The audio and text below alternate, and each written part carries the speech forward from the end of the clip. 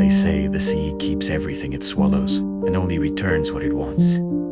It was on a cloudy afternoon that Elias decided to take a boat trip alone. He had always loved the ocean, but that day the water seemed different, darker, deeper, as if it were watching. As he sailed, the wind suddenly stopped. The engine failed. Silence took over.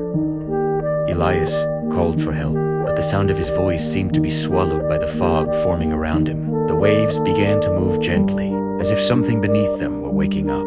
He felt a chill. He was not alone. From the water came a whisper, not wind, not echo.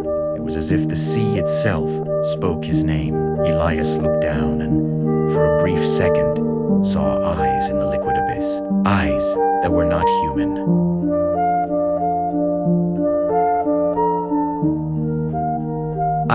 He tried to start the engine, tried to row, but the boat began to be slowly dragged toward the center of a darkness opening beneath him. The surface closed like a mouth. The next morning, they found the boat intact, clean, no signs of struggle, empty, no trace of Elias. Only one disturbing detail.